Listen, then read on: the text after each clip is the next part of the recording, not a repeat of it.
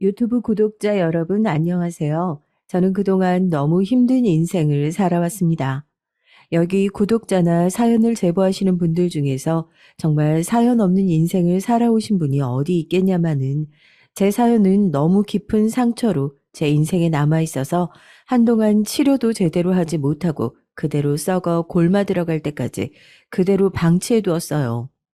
이제야 겨우 그걸 극복하고 다음 단계로 나아가고자 하는데 그동안 제가 너무 오랜 시간을 두려움에 떨면서 동굴 속에서 보내다 보니 아직까지 밖으로 나오는 것이 두렵고 무섭기만 합니다.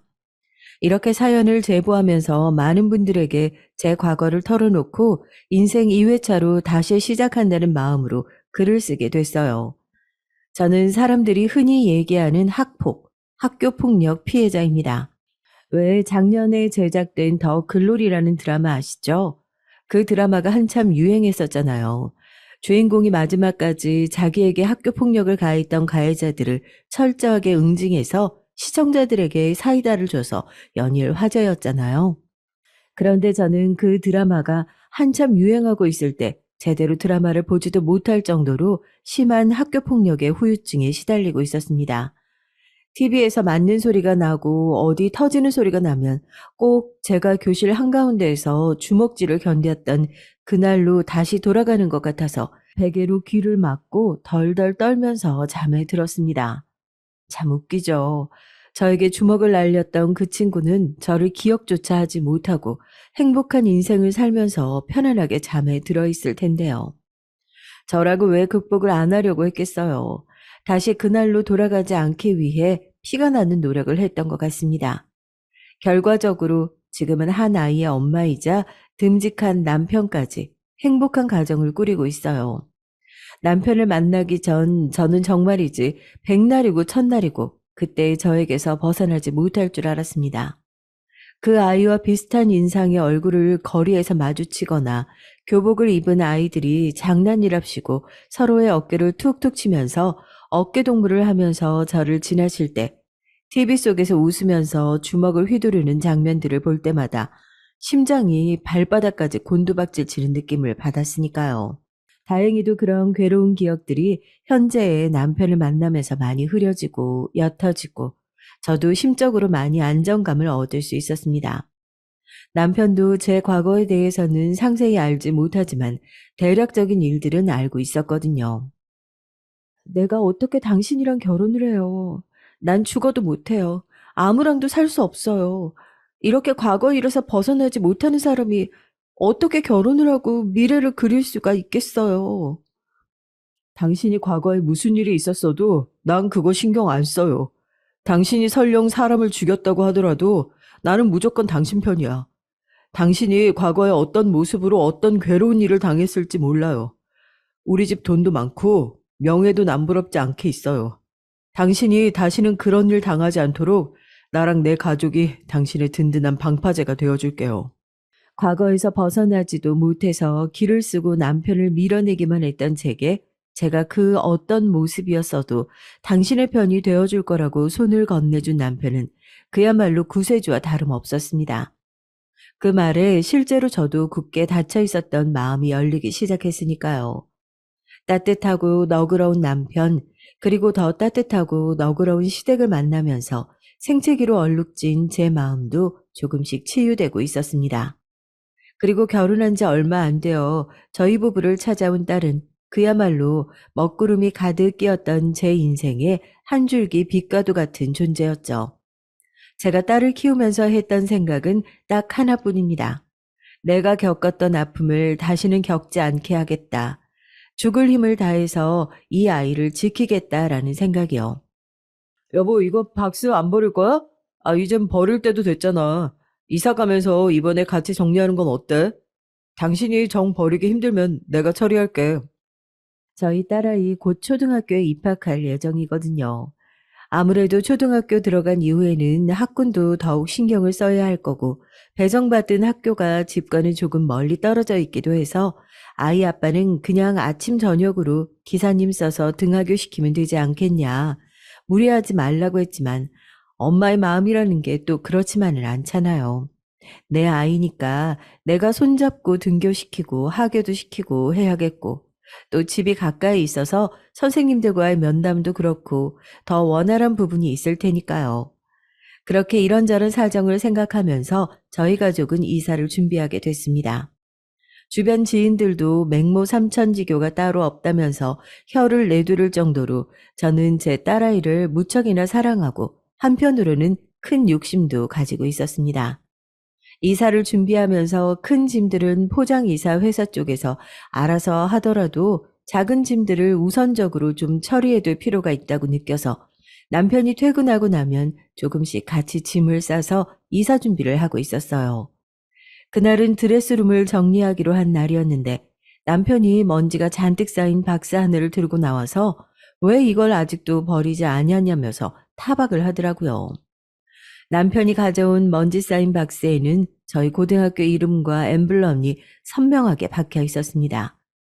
저의 고등학교 시절이 고스란히 기록되어 있는 일기장, 사진들, 명찰 등등이 들어있었죠. 남들은 추억이라고 하겠지만 저에겐 그저 끔찍한 시절과 그 당시에 가졌던 분노와 증오의 감정을 잊지 않기 위해 갈무리해둔 그 박스를 보자마자 또다시 머리가 지끈거리는 느낌이었습니다. 남편과 딸아이가 모두 잠든 야심한 시각에 저는 부엌에 혼자 나와서 모두 등을 켜고 깊숙한 박스 안쪽 숨겨두었던 일기장을 꺼내 들었어요. 대충 떠들러 본 일기장 안에는 죽고 싶다는 이야기가 얼마나 많은지 얼핏 보면 일기장이 아니라 꼭 유서 같다는 생각이 들더군요. 그때 맞아서 생긴 흉터가 욱신거리는 듯한 느낌을 받아 팔을 감싸 쥐었어요. 거의 잊혀지고 흐려져서 퇴색된 기억들이라 생각했는데 일기장을 펼쳐보는 순간 마치 어제 일처럼 생생하게 제 앞에 그날들이 스쳐 지나가더군요. 판도라의 상자를 연 김에 구독자 여러분들께도 제가 갈무리해 두었던 끔찍한 기억들을 다시 펼쳐볼까 합니다. 이 상처들은 직면해야 저도 앞으로 나아갈 수 있다는 생각이 들었거든요. 저희 집은 늘 그냥 가난한 것도 아니고 항상 찢어지게 가난했어요. 저희 집이 언제부터 그렇게 가난했던 거냐 물어도 기억도 나지 않을 정도로 아주 오래 전부터요. 저는 자라면서 항상 뭔가를 배부르게 먹어본 적도 없었고 내 거라는 개념의 무언가를 가져본 적이 없었습니다. 집은 늘 새방살이었고 교복을 포함해서 제가 쓰는 옷, 신발 모두 다 원래의 주인은 다른 사람이었던 것들 뿐이었어요. 저희 부모님은 정말 하루라도 일을 쉬지 않으면 쌓아놓은 빚이 터지듯 와르르 무너져버리는 그런 일용직 근로자였습니다. 아버지는 고물 트럭을 운전하면서 물건을 타지로 배달하는 일을 하셨죠. 쉬는 날에는 집에서 잠을 청하는 대신 우유 배달, 신문 배달, 공사판에서 일용직 근로를 할 정도로 부지런한 사람이셨습니다. 그런데 너무 부지런하신 걸까요? 가족들 곁도 그렇게 부지런히 떠나실 거라 누가 생각했겠어요. 고등학교 입학을 한 달도 남겨두지 않은 때에 집을 막 나서서 친구와 놀러 가려고 했던 그때 병원으로부터 아버지의 부고 연락을 받게 됐습니다. 처음엔 믿지 않았어요. 일주일 전까지만 하더라도 환하게 웃던 아버지 모습이 선명한데요. 우리 딸 언제 이렇게 다 커서 고등학교 입학까지 하고 뭐 가지고 싶은 거 없어? 뭐가 됐든지 아빠가 무조건 사줄게. 저번 생일 선물도 제대로 못 해줬잖아? 미안해서. 아빠, 그러면 나 새 책가방 하나 사줄 수 있어? 가방 밑에가 다 떨어지기도 했고, 친구들도 학교 올라간다니까 다들 새 가방 메고 새 신발 신고 올 텐데. 난 신발까진 필요 없고, 딱 새 책가방 하나만 있었으면 좋겠다. 졸음 운전을 하던 대형 트럭이 아버지를 보지 못하고 그대로 덮쳤다고 하네요. 고물 트럭이 종이잔처럼 구겨지는 바람에 하마터면 아버지의 시신도 제대로 수습하지 못할 뻔했다고요. 왜 우리 가족에게만 이렇게 불행한 일이 찾아오나 싶어서 눈물도 나오지 않았습니다. 장례식장에서 아빠 차에 실려 있었던 유류품이라며 내가 갖고 싶다고 했던 새 책가방을 누군가 건네주었는데 그 책가방을 끌어안고 나니 그제서야 눈물이 펑펑 쏟아지더라고요. 바닥에 주저앉아 혼절할 때까지 울었던 것 같습니다. 새 책가방 같은 거 정말 하나도 필요 없는데. 나 정말 이제 아빠만 있으면 되는데 이런 거 누가 필요하다고 했냐고. 아버지를 여의고 나서 안 그래도 밝지 않은 성격의 저는 한동안 집 밖으로 나가지도 못하고 그렇게 우울하고 어두운 나날을 보냈습니다. 그래도 학교 입학하고 출석 일수는 채워야 뭐라도 할 수 있지 않겠냐며 엄마가 억지로 등을 떠밀어 겨우 등교한 학교에서는 차가운 시선을 그 어린 몸으로 혼자 견뎌내야 했어요. 사람들과 더더욱 어울리지 못하고 외톨이가 된 느낌이었죠. 가뜩이나 좁은 동네에서 저에 대한 소문은 아이들뿐만 아니라 부모님 입을 통해서 일사천리로 퍼져나가기 시작했고, 그래서 저에게는 늘 애비 없는 애, 가난한 애의 꼬리표가 달려 있었던 것 같습니다.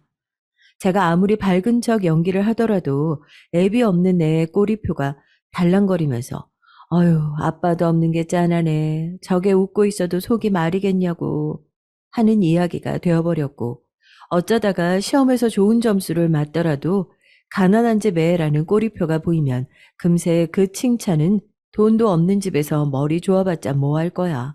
기술이나 빨리 배워서 집안일 일으켜 세워야지 하는 조롱 같은 것으로 바뀌어버렸습니다. 그래도 불행 중 다행인 건 아무도 그 꼬리표를 제 앞에 대놓고 흔들면서 너 애비 없지? 너 가난하지? 하는 사람은 한 명도 없었다는 거예요. 그게 사람이니까요. 그렇죠. 박세희. 잊으려고 해도 잊을 수 없는 이름입니다. 그 아이를 처음 만난 건 고등학교 2학년 때였어요. 반 배정을 받고 또 소리 없이 조용히 뒷문을 열어 제 자리를 찾고 있는 중에 그 애가 앞문으로 들어왔고 순간적으로 고개를 든 저는 그 아이와 딱 눈이 마주쳤죠. 얼굴이 예쁘고 공부를 잘하고 중학교 때부터 고등학교 때까지 반장을 한 번도 놓친 적이 없는 애. 선생님이 안 계시는 곳에서는 목소리가 크고 목소리가 큰 만큼 남의 꼬리표를 쩌렁쩌렁 광고하는 애. 그게 딱 그 아이의 첫인상이었습니다. 교실에 들어와서 저와 눈이 마주치고 살갑게 웃으면서 다가오길래 경계 가득한 눈으로 쳐다보고 있는데 어느새 제 옆에까지 다가온 그 아이는 활짝 웃으면서 저에게 손가락질을 하면서 이렇게 얘기했어요. 야, 얘네 엄마 우리 집 청소한다? 순간 교실이 싸하게 얼어붙는 게 느껴졌죠. 청소일을 나가던 어머니가 얼마 전에 이제는 매일같이 간장집에 앉아있을 필요가 없다. 돈 많은 집 사모님이 집 전체 청소하는 일을 맡겼는데 이제 그 집에서만 하루 종일 일하면 된다고 저를 붙잡고 하루 종일 자랑을 했었는데 그 집이 운 정말 나쁘게도 돈과 부모님을 등에 업고 전교생을 괴롭히고 다니는 박세희의 집이었던 거죠. 그 교실에서 웃고 있는 건 그 아이 하나뿐이었습니다. 정적이 흐르고 서로 눈치만 보는 아이들을 보면서 자기가 원하던 반응이 아니었는지 기분이 상한 말투로 제 어깨를 툭툭 치면서 그랬어요. 야, 니네 엄마가 청소하는 게 쪽팔려? 난 우리 집 깨끗해서 좋은데. 애들은 청소하는 게 쪽팔린 일인 줄 아나 보다. 농담인데 기분 더럽게 정색하고 나만 이상한 사람처럼 쳐다보네. 내가 뭐 틀린 말이라도 한 것 같다고? 진짜 기분 더러운데? 그때부터 무차별적인 폭력이 시작됐던 것 같아요. 그 아이 옆에는 꼭 수족처럼 비위를 맞추는 친구 2명이 있었는데 본인의 대장격이었던 그 아이 표정이 미묘하게 구겨지는 걸 귀신같이 알던 애들이었죠. 분위기가 뭔가 원하는 방향대로 흘러가지 않으니 가까이 있는 친구들을 붙잡고 뭐 불만 있냐, 얘가 틀린 말 했냐, 꼬운 사람 있으면 나와서 맞을 각오하고 이야기해봐라 하면서 협박을 하고 돌아다니더라고요. 어린 나이 또래에 협박만큼 무서운 게 또 있을까요? 순식간에 동조하는 아이들을 보면서 제 학창 시절의 유통기한이 끝났음을 알 수 있었습니다. 그리고 나서 다음 날부턴 예상하시는 대로 이유 없는 괴롭힘에 죽도록 시달리는 날들이 계속됐어요. 처음에는 아주 가벼운 일이었습니다. 야, 니네 엄마 청소 실력 보통이 아니던데. 그럼 너도 청소 잘해? 아, 이게 왜 대답을 안 해? 야, 너 내가 만만하게 보여? 내가 입 한 번 열면 니네 엄마 당장 오늘 저녁이라도 잘릴 수 있어. 니네 집 애비 없이 니네 엄마 우리 집에서 받는 월급으로 먹고 산다며? 너 그럼 지금이라도 나한테 빌빌 기어야 되는 거야. 가난하면서 자존심 세우는 거 아니다. 우리 엄마 시급 한 푼이라도 올려줘, 세희야. 너 학교에 있을 동안 청소는 내가 할게. 이래야지. 야, 안 그러냐? 맞지. 얘는 돈 없어도 깡 따구는 장난 아닌가 보네. 그게 제일 불쌍한 건데. 돈 없고 깡 따고 좋은 거. 맷집까지 좋다고 하면 인정. 네가 잘 버티면 또 세희가 그거 보고 짠해서 아줌마 월급이라도 올려줄 줄 어떻게 알아? 처음 괴롭힘의 시작은 그거였어요. 너네 엄마 우리 집 청소부인데 너도 그럼 청소 잘하냐? 그 다음 날부터 막 등교한 저의 하루 일과는 쓰레기와 우유로 범벅이 된 제 자리와 사물함을 치우는 거였습니다.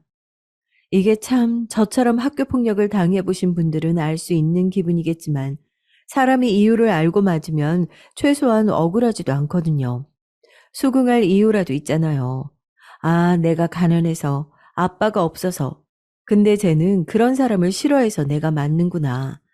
그런데 제 괴롭힘이 더욱 끔찍한 이유는 바로 그 이유가 없었기 때문인 것 같아요. 매일같이 욕으로 범벅이 되어 있는 책상을 걸레 가지고 와서 벅벅 닦으면서 속으로 수십 번도 대체 왜 내가 이런 일을 당해야 할까? 그 이유를 찾았던 것 같습니다. 대체 뭐 때문에 이래? 나 좀 제발 가만히 내버려 두면 안 돼? 내가 대체 너네한테 무슨 잘못을 했다고 이러는 거야? 야, 얘 봐. 아, 진짜 웃긴다. 방금 소리 지르는 거 들었어? 내가 대체 너한테 무슨 잘못을 했다고 이러는 거야? 야, 진짜 대박 웃김. 야, 동영상 찍은 사람 없어? 야, 너 드라마 찍냐? 어? 네가 무슨 잘못을 해서 우리가 엄청 괴롭히는 것처럼 말하는데 넌 잘못한 거 없고 우리는 너 괴롭히는 거 아니야. 알겠어? 야, 이런 거 친구들이랑 선생님이 보시면 오해한다 너. 우리는 그냥 친구끼리 좀 잘 못 어울리는 친구 잘 챙겨주고 그러는 건데 네가 이렇게 말하면 우리가 엄청 서운하지. 우리 친구 아니야? 악에 바치고 분노가 부글부글 끓었던 제가 참다 못해 한마디를 했을 때 그 아이들은 제 말을 따라하고 조롱하면서 무슨 재미있는 유희거리라도 생긴 것 마냥 굴더군요. 자기들은 저를 친구로 생각했고 그래서 재미있게 서로 잘 놀고 있다고 생각했는데 그렇게 말하면 서운하다면서요. 제가 아무래도 밟으면 꿈틀하는 지렁이라는 사실을 알게 된 걸까요? 차라리 그 당시에 아무 반응도 하지 않았더라면 이렇게 상황이 심각하게 흘러가진 않았을 것 같은데 그날부터 괴롭힘은 더욱 교묘하고 악랄해졌습니다. 자자, 자, 중간고사가 다 다음 주야. 너네 그냥 고2라고 손 놓고 지내고 그러면 안 된다. 고2 때 성적이 고3까지 꾸준히 가는 거야. 시험 기간에는 교무실 출입 금지인 거 다들 알고 있지? 괜히 기웃거리다가 불상사 만들지 말고 궁금한 거 있으면 잘 김장해놨다가 수업 끝나고 나면 한꺼번에 물어봐. 알겠어? 일이 생겼던 건 중간고사가 얼마 남지 않은 시점이었습니다. 그날도 등교 후부터 계속된 말도 안 되는 조롱과 조금의 반항, 그리고 정말 티나지 않고 교묘하게 골라서 때리던 악마 같은 애들의 주먹질과 발길질을 견뎌낸 후였죠. 그때는 제가 유일하게 이 애들을 탈출할 수 있는 방법이 죽어라 열심히 공부를 해서 수능을 보고 다른 지역에 있는 대학으로 가는 것, 딱 그거 하나라고 생각했습니다. 너 세희랑 같은 반이었다면서? 아니, 세희 어머니가 너 좀 잘 챙겨주라고 세희한테 얘기했다고 하더라. 아유, 그래도 얼마나 다행이냐. 거기서 일하면서 그래도 저녁에 시간도 좀 생기고. 요즘 이 동네에 그렇게 돈 주는 사람이 누가 있어. 다행이지. 정말 다행이다. 딸은 학교에서 그 착한 주인집 딸내미한테 죽고 싶을 정도로 괴롭힘을 당하고 들어오는데 거기서 일해서 그나마 숨 돌리고 먹고 살 수 있다고 다행이라고 하는 엄마를 보면서 걔 때문에 죽고 싶다는 말이 몇 번이고 목구멍으로 올라왔는데도 꾸역꾸역 삼켜냈습니다. 차라리 그 시간에 공부를 더 했죠. 내가 다른 건 몰라도 내 실력과 노력으로 쟤를 짓밟을 수 있는 건 성적 하나밖에 없겠구나 싶어서요. 그런데 그것도 좋은 판단은 아니었나 봐요. 중간고사가 지나고 반에서 늘 상위권을 차지하던 그 친구의 성적이 저보다 뒷줄로 밀려났거든요. 당시에 전교 석차를 놓고 보자면 저는 9등, 걔가 10등을 했었습니다. 정말 사람이 눈이 뒤집힌다는 말 있잖아요. 그 당시에 걔를 보고 저도 아는 사람이 정말 눈이 뒤집힐 수 있구나 하는 걸 처음 알았거든요. 네가 뭔데? 이 가는뱅이야. 네 주제에 지금 어떻게든 날 이겨보려고 아등바등 했다 이거지? 내가 그렇게 하루 종일 놀아주는데도 뭐가 좀 부족했나 봐. 기운이 남아서 공부할 시간이 남아있던 거 보면. 근데 이제 어쩌냐? 이제 네가 나보다 석차가 떨어지고 공부를 못해도 나는 널 용서해줄 생각이 없는데 내 자존심에 스크래치를 낼 때는 뭐가 됐든 박살날 생각을 했어야지. 그 다음 날부터 저는 정말 공부할 시간조차 없도록 괴롭히겠다는 그 말을 온몸으로 겪어야 했습니다. 성적도 좋고 반장까지 하고 있는 모범생이 학교 폭력 가해자라고 선생님들은 상상도 못했겠죠. 아니면 학부모 회장까지 하고 있는 그 친구의 어머니가 무서워서 다들 알면서도 눈 감아주셨던 걸까요? 고등학교 3학년이 올라가고 제발 반이라도 찢어달라고 울면서 빈 제 기도는 씨알도 먹히지 않고 저희는 또 같은 반이 되었습니다. 아직도 제 얼굴을 보고 반갑게 뛰어오던 그 표정이 잊혀지지가 않아요. 상상만 해도 너무 소름 끼치고 괴로워서 잠을 자는데도 꿈에서도 그 얼굴이 따라다녀서 온몸이 땀범벅이 돼서 일어났던 적이 한두 번이 아닙니다. 우선 학교에 등교하면 늘 그랬듯이 사물함과 책상, 책장, 서랍까지 다 확인했어요. 저는 책상에 잔뜩 쓰여 있는 낙서를 지우기 위해서 남들보다 1시간 반은 일찍 등교를 했습니다. 3층 교실에서 책걸상을 들고 수도가까지 내려가 물을 틀어 낙서를 지우고 교과서도 얼마나 자주 걸레짝이 됐는지 헌 교과서를 사러 온 헌책방 아저씨가 괴롭힘 당하는 걸 어렴풋이 아시고 저한테 가져가라면서 헌 책들을 따로 모아서 챙겨줄 정도였어요. 그래도 학교에 주동자들이 나타나지 않는 등교 전 시간이 저에겐 가장 행복한 시간이었습니다. 그 아이들이 등교를 시작하면 진정한 지옥이 시작됐으니까요.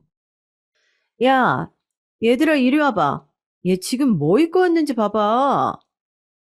그날은 하필이면 엄마가 친구에게서 받아온 옷이라고 이런 비싼 브랜드를 언제 사보겠냐며 저에게 고급 가디건을 선물로 준 다음 날이었습니다. 저도 학생인데 새 옷을 선물 받으면 왜 안 좋았겠어요. 거지 같은 학교 생활이었지만 그래도 새 옷까지 입었으니 오늘 하루는 기분 좋게 버텨보자는 마음으로 평소보다 좀 더 일찍 나서서 학교에 가기까지 했는걸요. 그런데 하필이면 엄마가 친구라고 얘기했던 그 사람이 학교 폭력의 주동자인 박세희의 엄마였다는 것. 전 그저 그 아이의 집에서 버리려고 내다 놓은 옷을 가져다 입은 사람, 괴롭힐 거리가 떨어져서 심심한 그 아이들에게 좋은 먹잇감을 알아서 물어다 바친 꼴이 되고 말았죠. 야, 얘네 엄마 이제 우리 집 쓰레기도 훔쳐가나 보다. 이거 봐봐. 너 이 옷 알지? 내가 담배 자국 나서 구멍 났다고 내다 버린 거잖아. 이거 봐봐. 너 이거 산 거야, 친구야? 산 거 아니지? 너희 엄마가 뭐라고 하면서 이거 주워다 줬어? 얘 오빠. 여기 구멍이 똑같이 나 있는 거 봐봐. 진짜 얘 웃기다. 거지끼리 주워오고 주워다 입히고. 엄마가 그 집에서 옷을 가져온 건 하나도 수치스럽지 않았어요. 제가 새 옷을 입어본 적도 없었고 엄마가 이 동네에 친구 하나 없다는 사실도 알고 있었으니까요. 그 옷이 당연히 친구에게 받아온 옷이 아닐 거라는 건 저도 알고 있었죠. 그런데 왜 하필이면 그 집에서 옷을 가져왔던 걸까? 저는 저를 둘러싸고 발길질을 하며 저를 조롱하는 가해자들이 아닌 헌 옷이라도 주워다가 입히고 싶어서 한달음에 뛰어왔을 엄마를 원망했어요. 참 못난 딸이죠. 그 옷은 어떻게 됐냐고요? 한나절도 못 가서 걸레짝이 되어 어디 소각정으로 갔을 거예요. 멱살을 잡고 짐승 잡듯이 교실 구석에 처박고 내동댕이 치는 바람에 입고 온 가디건뿐만 아니라 교복도 엉망진창이 됐으니까요. 야, 너는 꼴이 또 왜 이러냐? 체육관 정리하다가 굴렀대요. 제가 양호실 데려다 주고 올게요. 아, 그러게 왜 시키지도 않은 체육관 정리를 해가지고 그렇게 죽상하고 교실에 앉아있지 말고 빨리 세입 따라서 양호실 다녀와라. 아, 머리도 좀 정리하고. 그게 뭐냐? 그렇게 선생님들 앞에서는 완벽한 반장의 팔을 붙잡고 양호실에 가고 있었죠. 교실을 나와 복도 끝에 다다르고 나니 언제 그랬냐는 듯이 마치 더러운 거라도 만진 것처럼 제 팔을 털어내더군요.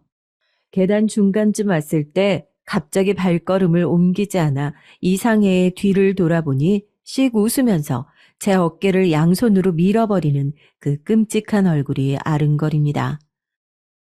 야, 너 꼴 보기 싫으니까 빨리 양호실로 가야 될 것 같긴 하다. 내가 빨리 가게 밀어줄 테니까 알아서 잘 가봐. 몸이 붕 뜨는 느낌이 나고 저는 그 와중에도 살고 싶어서 머리를 꼭 감싸 안고 있었어요. 등이 차가운 계단을 몇 번 퉁퉁 찍히는 느낌이 나더니 정말 옴짝달싹 할 수 없을 정도로 고통이 밀려오더라고요. 이게 무슨 소리야? 선생님 어떡해요. 분명히 제가 팔을 잡고 있었는데 갑자기 발을 헛디뎌서 제가 잡아준다고 잡아줬는데. 1분 전까지만 해도 웃으면서 절 계단 아래쪽으로 밀쳐놓고는 사람들이 시끄러운 소리에 나오자마자 마치 발을 헛디딘 친구를 구해주지 못해 괴로운 사람의 연기를 하면서 주저앉아 펑펑 울더라고요. 그때였어요. 제가 무슨 용기가 생겼는지 모르겠습니다. 당시에 오른쪽 다리에 금이 갔었다고 하는데 대체 계단을 무슨 정신으로 올라갔는지 모르겠더라고요. 심장이 엄청 빨리 뛰고 이가 갈리는 소리가 제 귀에 들릴 정도였습니다. 무슨 좀비 영화 마냥 계단에서 굴러놓고 몸을 툭 털고 일어나서 걸어가는 모습이 기괴하기 짝이 없었을 거예요. 가해자인 박세희를 포함해서 주변 친구들이 벙찐 얼굴로 저만 쳐다보고 있더라고요. 네가 밀었잖아, 이 나쁜 년아. 왜 맨날 그렇게 날 괴롭혀놓고 착한 척하는데? 선생님들과 아이들이 다 보고 있던 복도에서 저는 그 아이의 뺨을 3개 후려쳤습니다. 한 번도 맞아본 적 없을 그 애는 제가 뺨을 치자마자 얼굴을 붙잡고 비틀거리더라고요. 그리고 잠시 후 비명소리가 들렸습니다. 엄마가 해주셨던 반지 덕분에 그 아이 얼굴에는 볼품없이 긴 상처가 났고 피가 줄줄 흐르기 시작했거든요. 어? 피, 피? 너 미쳤어? 지금 선생님 보는 앞에서 이게 뭐 하는 짓이야? 뭘 보고 있어? 얼른 앰뷸런스 불러. 세상에, 세희야. 얼굴 꾹 누르고 있어라, 어? 그리고 나서 그날의 일은 잘 기억나지 않네요. 전 다리에 통증이 갑자기 밀려와서 계단에 주저앉았고 저한테 매일같이 피를 냈을 그 애는 살면서 자기 피는 처음 본다는 듯이 기겁을 했습니다. 얼굴을 감싸쥐고 친구들에게 부축을 받아 앰뷸런스로 가는 뒷모습을 보면서 저도 그냥 눈을 감는 것처럼 기절했던 것 같아요. 엄마, 여기가 어디야? 어디긴 어디야. 이 철딱선이 없는 기집애야 병원이지. 너 네가 오늘 무슨 짓을 했는지 알기나 해? 어? 아니 대체 왜 그런 거야? 너 아주 엄마랑 네 남은 인생까지 다 말아먹으려고 작정을 한 거니? 응? 아니 우리가 대체 너를 어떻게 가르쳤는데 친구 얼굴에 손찌검이나 하고 지금 학교랑 다 너 때문에 난리가 났다. 너 이제 이거 어떻게 수습하려고 그래? 엄마는 더 이상 수습할 수도 없어. 어? 흐릿하게 보이는 엄마의 얼굴이 몇 번 눈을 더 깜빡이고 나니 초점이 맞아 제대로 보이더라고요. 제가 정신을 차리자마자 엄마는 제 어깨를 붙들고 마구 흔들면서 제 탓을 했습니다. 입속에서 여러 말이 맴돌았죠. 엄마는 모르잖아. 엄마는 내가 얼마나 맞고 살았는지 모르잖아. 내가 몇 대 맞고 겨우 한 대 때린 거 엄마는 하나도 모르잖아. 억울한 마음에 입을 뗐는데 정말 짐승 같은 울음소리만 흘러나왔습니다. 병원 침대에서 엉엉 울었어요. 너무 억울해서요. 그 와중에도 이 병실은 하루에 얼마나 나갈까 걱정하고 있는 제 모습이 너무 싫어서 엉엉 울었습니다. 저에 대한 징계 처분은 일사천리로 이루어졌습니다. 불행 중 다행인 것은 밟으면 그냥 꿈틀하고 마는 지렁이가 아니라 없는 이로도 물 수 있는 사람이라는 걸 알았었나 봐요. 아니면 대장이 빠진 무리에서는 차마 손을 댈 엄두도 못 냈던 걸까요? 박세희가 병원에 있는 동안 그 시간 동안 저는 학교로 돌아갔고 이미 퍼진 소문에 아무도 저를 이전처럼 함부로 건드리진 않았습니다. 내일 너 징계 처분 어떻게 할지 논의하기로 했으니까 세희랑 세희 어머니도 모실 거다. 너도 어머님 모시고 와. 무슨 일이 있어도 오시라고 하고. 그땐 전 정말이지 누군가 툭 건드리기만 해도 바로 창문 아래로 뛰어내릴 각오가 되어 있던 사람이나 다름없었어요. 학교에서는 기다리기라도 한 것처럼 학폭위가 열리게 됐고 저도 구석에서 한숨만 푹푹 쉬고 있는 엄마를 모시고 학교에 갔죠. 전 이대로 절대로 못 넘어갑니다. 신성한 학교에서 이런 애들을 그냥 놔두면 다른 학생들한테 무슨 본보기가 되겠어요. 너 아직도 정신 못 차린 모양이다. 눈가를 왜 그렇게 뜨고 쳐다봐 기분 나쁘게. 아유, 저 세희 어머니 고정하세요. 아니, 저희 쪽에서 봉사자나 기타 징계 상황들을 검토하고 있는 중입니다.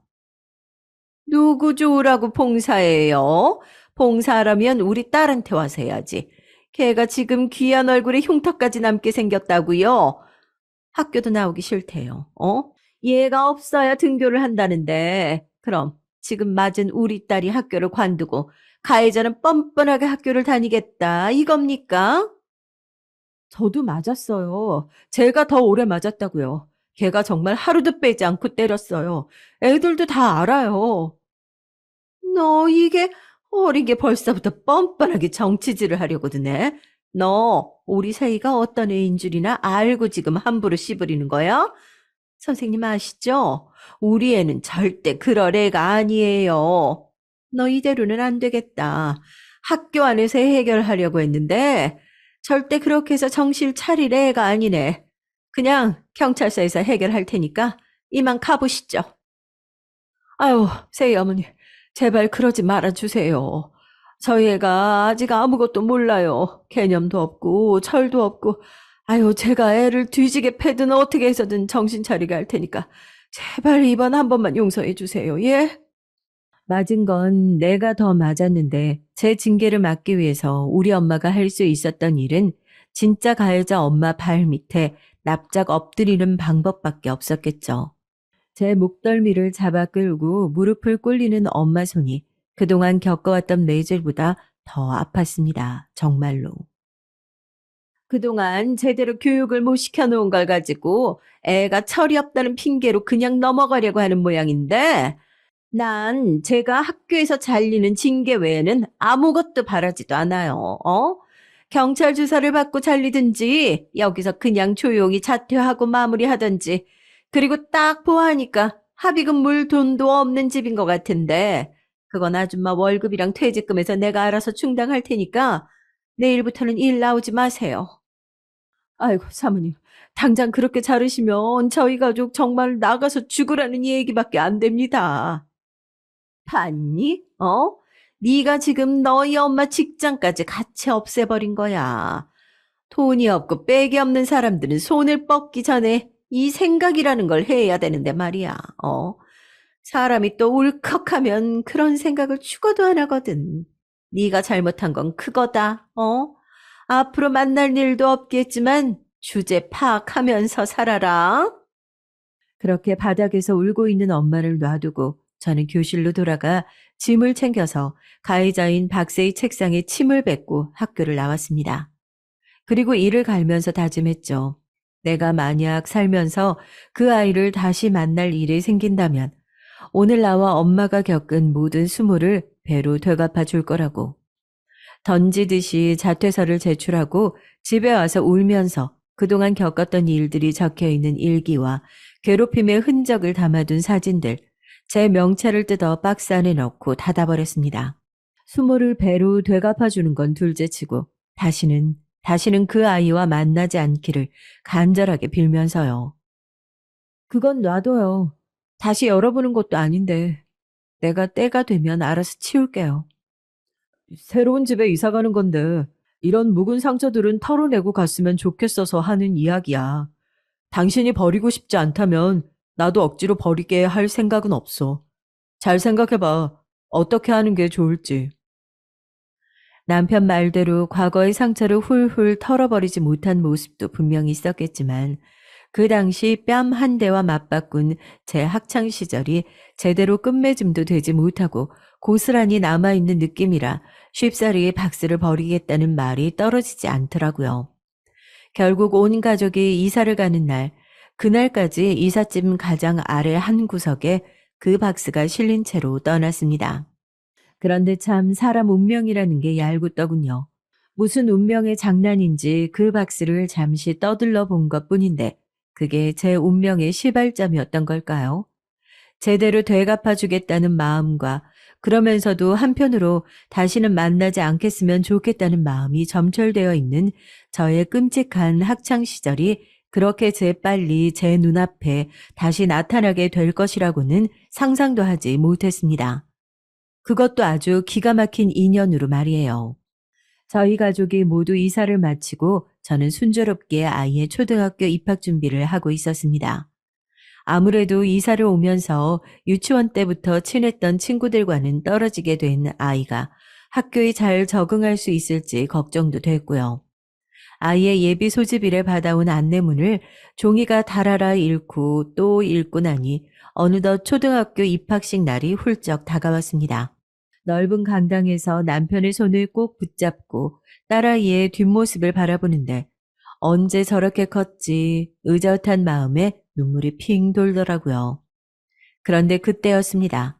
제 눈앞에 절대 보이면 안 될 그 얼굴이 보이더군요. 누군지 짐작이나 가시나요? 제 학창 시절을 망친 주범. 죽어라고 버텼던 고등학교 3년을 물거품으로 만들고 난도질했던 박세희가 단상에서 말도 안 되게 착한 미소를 지으면서 인사를 하고 있더라고요. 충격은 거기서 그치지 않았습니다. 1학년 각 반의 담임 선생님이 나와 아이를 인솔 해주는데 이건 또 무슨 운명의 장난인지 그 애는 제 아이의 담임 선생님을 맡게 되었더라고요. 충격에 빠져서 손까지 덜덜 떨고 있는 제 어깨를 감싸고 남편은 급히 강당을 빠져나왔어요. 여보, 정신 차려. 천천히 숨 쉬고. 대체 무슨 일이야? 담임 선생님, 담임 선생님이 그 애야. 난 정말 이제 다시는 얼굴을 안 볼 수 있을 줄 알았어. 우리 아이 담임 선생님이 그 애야, 여보. 급하게 숨을 몰아쉬며 이야기를 이어가는 절 보면서 남편도 그제서야 상황 판단이 됐나 싶더라고요. 우선은 아이의 입학식을 망치진 말자면서 저를 부축해 교실로 다시 돌아갔습니다. 저희 부부가 교실 뒤편으로 들어서니 그 애도 그제서야 제 얼굴을 알아본 것 같더라고요. 사색이 되어서 어쩔 줄 몰라 하는 모습이 가증스럽기 그지없었습니다. 이어지는 학부모 상담 시간, 저는 만류하는 남편을 뒤로하고 저 혼자 상담을 진행하겠다면서 아이와 남편을 먼저 보냈습니다. 어색한 표정으로 쭈뼛쭈뼛 저에게 다가오는데 순간 저도 모르게 눈을 질끈 감을 뻔한 걸 참아냈죠. 여기서 보게 될 거라곤 상상도 못했네. 나 기억하지? 그럼 기억하지. 내가 정말 미안한 게 많아. 제발 부탁이야. 나 이 사립초등학교 정말 어렵게 들어온 거야. 내가 어렸을 때 정말 철이 없어서 실수했던 게 있다면 지금 이 자리에서 다 사과할게. 어? 우리 이제 담임 선생님이랑 학부모 관계잖아. 옛날에 어떤 안 좋은 일이 있었던지 간에 그건 다 묻어두고 지금은 아이만 생각했으면 좋겠어. 어렸을 때 철이 없어서 했던 실수? 넌 내 학창 시절을 아작내놓고 그런 단어로 뻔뻔하게 포장이 되나 보다. 미안한데 난 너 같은 년이 선생 노릇한다는 걸 인정할 수도 없을 뿐더러 우리 애를 가르친다고? 꿈깨. 나도 이제부터 이 꽉 깨물고 네 인생 작살낼 테니까. 어쩔 줄을 몰라 하는 그 애, 아니 저희 딸아이의 임시 담임 선생님을 앞에 두고 돌아섰습니다. 마음 같아선 그 자리에서 머리채라도 뜯고 싶었지만 그건 진정한 복수가 아니라는 생각이 들더군요. 전 그 애가 그동안 어떻게 살아왔는지도 알지 못했는데 이렇게 선생님이 돼서 제 눈앞에 떡하니 나타날 줄이라곤 상상도 못했죠. 고등학교 시절 그런 사고가 있고 학교를 떠난 이후 연락을 이어나가는 친구들은 없었지만 딱 한 명 양호실에서 울고 있던 제게 늘 연고를 건네주던 친구 한 명이 유일하게 남아 있었죠. 저는 집으로 돌아오자마자 그 친구에게 전화를 걸었습니다. 정말 말도 안 되지 않니? 걔를 우리의 담임 선생님으로 만날 거라고는 상상도 못했어. 초등학교 선생님이 되겠다고 교대 들어간 건 알고 있고, 그 초등학교 갔다는 이야기도 난 건너 건너 들어서 알고 있었거든. 물론 네 딸이 그 학교에 들어갈 거라고는 나도 정말 상상도 못했지만 말이야. 내가 듣기로는 걔네 집 걔가 대학 들어간 이후로 쫄딱 망해서 그 학교도 겨우 들어갔다고 하더라고. 있는 돈 없는 돈 다 털어가지고 자식 앞세워서 다시 팔자 한번 세워보겠다고. 그렇게 공들인 거라고 그러던데? 그게 말로만 듣던 업보라는 걸까요? 그렇게 돈 가지고 사람을 찍어 누르던 그 아이의 엄마 얼굴까지 한꺼번에 떠오르면서 저는 수화기를 붙잡고 정말 배꼽이 빠져라 웃었습니다. 돈 많은 거 하나로 그렇게 떵떵거리고 살던 사람들이었는데 오늘 저를 만나고 갑자기 꼬리를 내렸던 것도 본인의 처지가 달라졌기 때문일 거란 생각이 들더군요. 이제 어떻게 할 거야? 나도 똑같이 되갚아줘야지. 누구 인생을 망칠 땐 자기 인생도 박살날 각오를 했어야 맞는 거 아니겠어? 나도 똑같이 되돌려주려고. 크게 달라질 건 없었어요. 다만 저는 남편이 걱정할 정도로 딸아이의 학교 생활에 전념하기 시작했습니다. 자발적으로 학부모 회의에 참여했고 사람들과 어울리는 것을 싫어하던 저였지만 맘카페부터 시작해 동네에서 참여할 수 있는 모임이란 모임에는 다 들어갔던 것 같아요. 저는 그제야 제가 그렇게 사교적이고 활기찬 사람이었다는 걸 이번 계기를 통해서 느낄 수 있었습니다. 어느새 동네 이야기라면 모두 저를 통해서 지나갈 정도로 모임이나 학부모 회의에서 꽤나 영향력 있고 입김 센 엄마가 되었으니까요.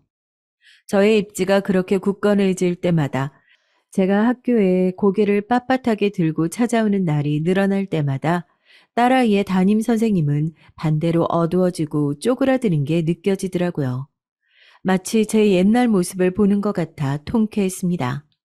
언제라도 제가 시한폭탄 같은 입을 열고 자기가 그 자리에서 끌어내려질까봐 두려워서 덜덜 떠는 모습이 내가 어린 시절 왜 저런 걸 무서워했을까 싶을 정도로 초라하고 없어 보이더라고요.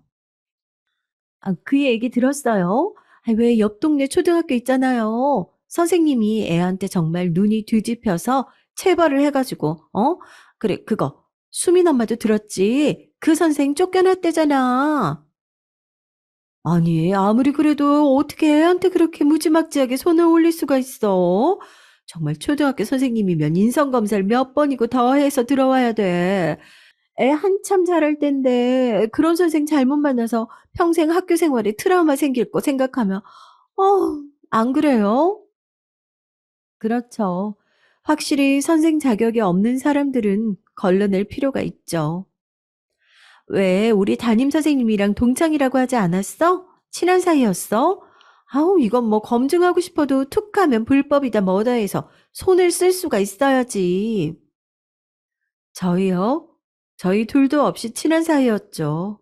안 그래도 학부모님들이 워낙 걱정이 많으신 것 같아서 제가 학부모 회의 회장으로서 가만히 있을 수 없잖아요. 다음 회의 때 한 분도 빠짐없이 다 참석해 주시겠어요? 제가 저희 담임 선생님 관련해서 상세하게 말씀 좀 드리려고요. 마침 그 당시에 저희 옆 동네에서 교사의 과한 체벌로 크게 문제가 된 상황이 있었어요. 저희 학교 학부모들도 전부 그 사건을 알고 있으니까 우리도 검증이 필요하지 않겠냐면서 금세 여론이 형성되더라고요. 제가 몇몇 학부모들에게만 담임 선생님과 동창 사이였다는 걸 밝힌 이유라 소문은 삽시간에 퍼져나가고, 그럼 제가 직접 담임 선생님을 검증해주면 안 되냐는 이야기가 나오더라고요. 모든 상황이 완벽하게 제 편인 것 같은 느낌이었습니다. 학부모 회의 전날 저는 오랜만에 다시 학창 시절의 피해 기억이 남아있는 박스를 다시 열었습니다. 그리고 정말 밤을 새워서 정리했던 것 같아요. 마치 그날 맞았던 상처가 다시 욱신거리는 것처럼 마음이 아팠지만 제 힘으로 이 친구를 처벌할 수 있는 하늘이 주신 기회라는 생각이 들었거든요. 그리고 다음날 드디어 학부모 회의가 열렸습니다. 제가 미리 학부모들에게 오늘은 담임 선생님에 대한 이야기를 회의 전에 다룰 예정이니 한 명도 빠짐없이 참석해 달라고 부탁한 덕에 평소보다 더 높은 출석률을 보이더군요. 다들 궁금했겠죠. 내 아이를 가르치는 사람이 과연 어떤 사람인지 말이에요.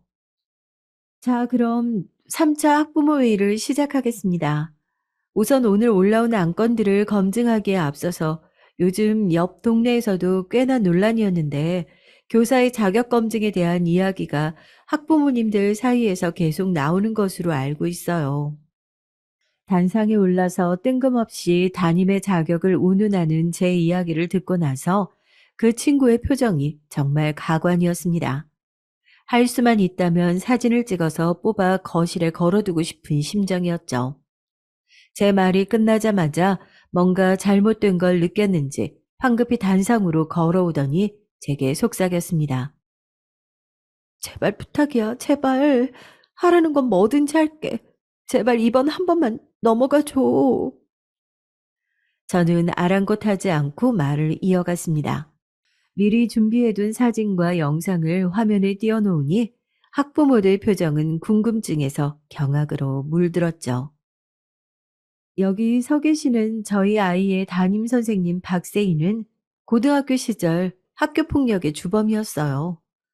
마이크를 잡은 저는 한 아이의 학부모가 아닌 피해자의 입장으로 이 자리에 섰습니다. 놀라서 기절 직전인 학부모들을 보면서 가해자였던 그 친구는 표독스러운 얼굴로 제 마이크를 빼앗아 던져버리더군요. 전 말을 멈추는 대신에 그 친구를 빤히 쳐다보고 비웃어주면서 말을 계속했습니다. 회의 전 나눠드렸던 유인물 맨 뒷장을 보시면 그 당시에 피해자였던 제가 남긴 일기가 복사되어 있습니다. 이 자리에 서기까지 얼마나 두렵고 괴로웠는지 모릅니다. 제가 학교폭력 피해자라는 사실을 밝히기 부끄럽기도 했고요. 그렇지만 저희 아이들은 다르지 않습니까? 여러분은 정말 이 여자에게 학교폭력을 일삼으면서 한 점 부끄러움도 없었던 이 짐승한테 저희 아이들을 맡길 수 있겠습니까? 그 친구는 단상에 서서 얼굴이 새빨갛게 달아올라 고개를 숙이고 눈물을 뚝뚝 흘리더군요. 그렇지만 이미 화가 잔뜩 난 학부모님들을 막는 데는 역부족이었을 겁니다. 학부모들은 단상까지 올라와서 어깨를 붙잡고 흔들면서 화를 냈어요. 머리채를 잡는 학부모까지 있었으니까요.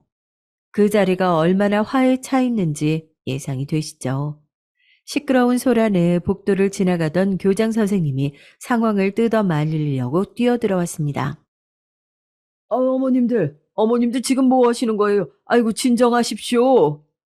진정? 야, 내가 누군 줄 알아? 너 우리 남편이 누군 줄 알아?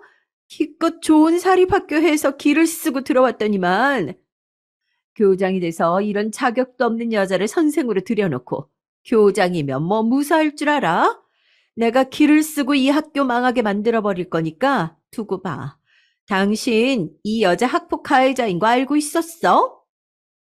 그제서야 교장 선생님도 상황 판단이 되신 건지 학부모들이 얼굴에 들이민 유인물을 천천히 읽어보고 경악스러운 표정으로 바닥에 주저앉아 있는 악마를 다그치더라고요. 박사희 선생님, 이게 진짜야?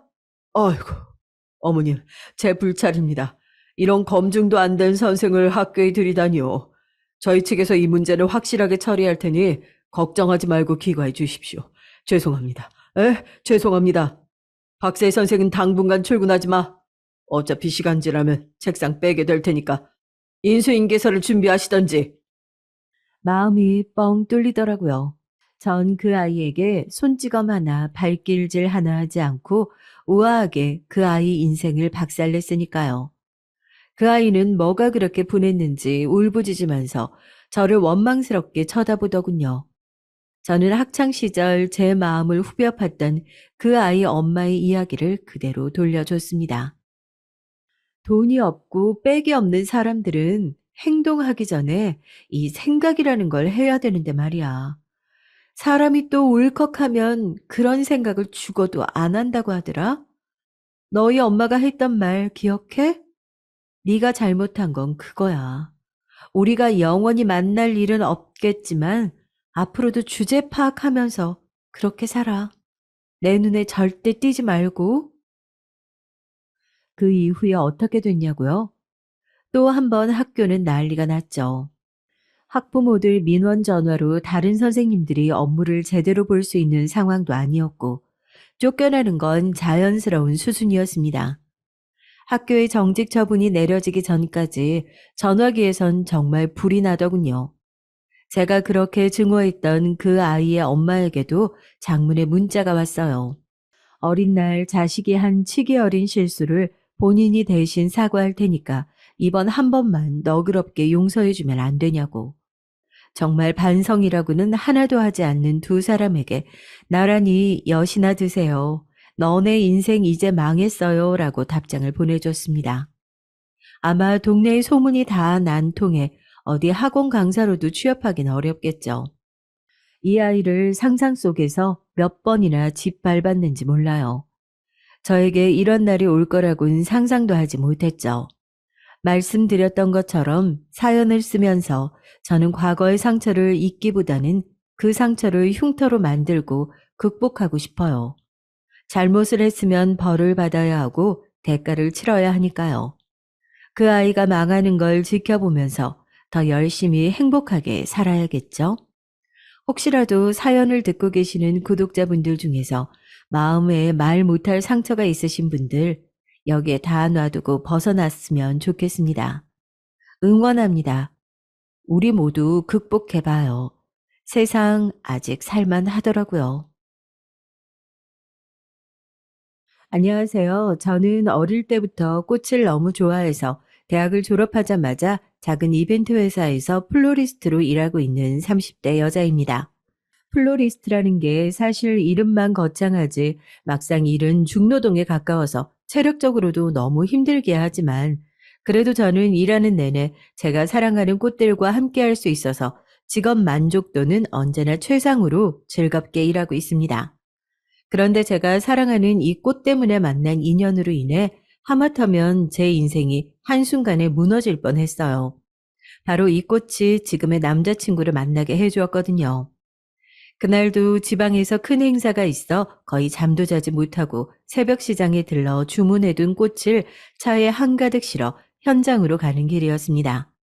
그런데 잠도 자지 못하고 장시간 운전까지 해서인지 자꾸만 잠이 몰려오더라고요. 그러다가 그만 접촉사고를 내고 말았죠. 다행히 다친 사람도 없었고 꽃도 멀쩡했지만 제 차에만 좀 문제가 생겨서 지금 당장 현장으로 갈 수가 없었어요. 그러던 중 제 상황이 다급해 보였는지 사고가 난 상대방 차주가 어디까지 가는지 묻길래 말씀을 드렸더니 다행히 같은 방향이더라고요. 그래서 제 꽃을 그분의 차에 실어 함께 이동했습니다. 저 때문에 사고가 나서 곤란하셨을 텐데 이렇게 도와주시고 너무 감사합니다. 저도 그렇고 차도 너무 멀쩡한데요, 뭐. 거기다 저도 장시간 운전이라 지루하고 지쳤었는데 꽃향기 덕분에 전혀 지루하지 않고 너무 좋은데요. 남자의 말처럼 저도 가는 동안 한시도 지루할 틈 없이 이야기가 잘 통했어요. 행사 장소에 도착해서도 이 차에서 내리기 싫을 정도로 말이죠. 다행히 저뿐만이 아니라 상대방도 같은 마음이었는지 남자도 제게 관심을 보이면서 연락처를 먼저 물어보더라고요. 그렇게 그 인연으로 서울에서 다시 만나 함께 식사도 하고 자연스레 데이트도 하다 보니 어느새 지금의 남자친구가 되어 있었습니다. 저희는 2년 정도 연애를 했어요. 그러는 사이 어느새 둘 다 서른을 훌쩍 넘겼더라고요. 처음 만났을 때의 설렘이나 두근거림은 없었지만 그래도 결혼을 한다면 지금이 적당한 시기라고 생각했죠. 나이도 나이였지만 무엇보다 남자친구의 부모님께서 유치원을 운영하시는데 남자친구에게 차나 집을 다 지원해 주실 정도로 경제적으로 굉장히 안정적이신 것 같았어요. 속물 같아 보이기야 하지만 사실 결혼이라는 게 현실적인 조건을 절대 배제하고 볼 수 있는 일은 아니었으니까 결혼 상대로 지금의 남자친구가 딱이라고 생각했습니다. 그리고 남자친구는 평소에도 어머니에 대해 자주 얘기했었는데 이야기할 때마다 항상 교육자로서도 존경할 만한 분이라면서 함께 근무했던 선생님 중 한 분이 형이랑 결혼할 정도면 알만하지 않냐고 하더라고요. 저는 너무 신기하면서도 이야기를 들으면 들을수록 남자친구의 어머님이 더 궁금해졌습니다. 주변 친구들을 보면 시부모님의 사회적 위치가 어떻든 재산이 어느 정도든 간에 시어머님의 시자만 나와도 다들 학을 뗐는데 아들이 저 정도로 어머니에 대해 극찬을 하고 함께 일하던 직원과 고부 사이로 지낼 정도면 최소한 시집살이는 시키지 않는 분이겠지라는 기대가 조금 있었습니다. 물론 사람은 당연히 만나 직접 경험을 해봐야 아는 거겠지만요. 그런데 그런 조건 좋은 남자친구에게 딱 한 가지 걸리는 것이 있었어요. 워낙 평소에도 자상하고 다정한 성격이라는 건 알고야 있었지만 점점 볼수록 주변의 다른 여자들에게도 다정하게 구는 것 같아 보였습니다. 약간의 오해까지 살 정도로요. 한 번은 제가 남자친구의 차를 탔는데 처음 보는 방향제가 있더라고요. 제가 향기가 좋다고 말했더니 최근 들어 남자친구의 차로 함께 출퇴근하는 직원이 있는데 그 친구가 선물로 해줬답니다. 저는 처음 듣는 얘기라 함께 출근하는 직원이 누군지 물었어요. 그런데 글쎄 그 직원이 다름 아닌 최근에 입사한 신입 여직원이랍니다. 아무리 그래도 어떻게 여자 직원이랑 같이 출퇴근을 하는데 말을 안 할 수가 있어? 언제부터 한 거야? 얼마 안 됐어. 저번 회식 끝나고 집에 가려고 택시를 잡는데 마침 같은 방향이더라고. 그래서 자연스럽게 얘기가 나온 거야. 신입 직원이라 차비라도 아끼면 좋을 것 같아서 그냥 도와주는 거지. 절대 자기가 걱정할 일 아니야. 심지어 회사에 들어온 지 얼마 안 된 신입이라면서 기름값도 안 받고 해주는 거더라고요. 저는 이해가 되질 않아서 몇 번이나 따져 물었지만 남자친구는 너무도 태연하게 별일 아니라는 듯 넘겼습니다. 성별만 여자일 뿐이지 그냥 어린 동생 같은 직원이라 도와주고 싶은 거라네요. 저는 항상 남자친구의 호의와 배려가 일상인 그런 점이 마음에 걸렸습니다. 하지만 어쩌겠어요. 그럴 때마다 항상 부모님을 들먹이며 자신은 어머니에게 그렇게 배워서 어려운 사람들을 보면 쉽게 지나치지 못하겠다네요. 그렇게 연애 기간이 길어지다 보니 남자친구는 자연스레 제게 결혼 이야기를 꺼냈습니다. 형이 결혼한 지 벌써 3년이 다 되어 가는데 두 분이 행복하게 사는 모습을 바로 곁에서 지켜보고 있으면 본인도 하루빨리 저와 단란한 가정을 만들고 싶다고 하더라고요.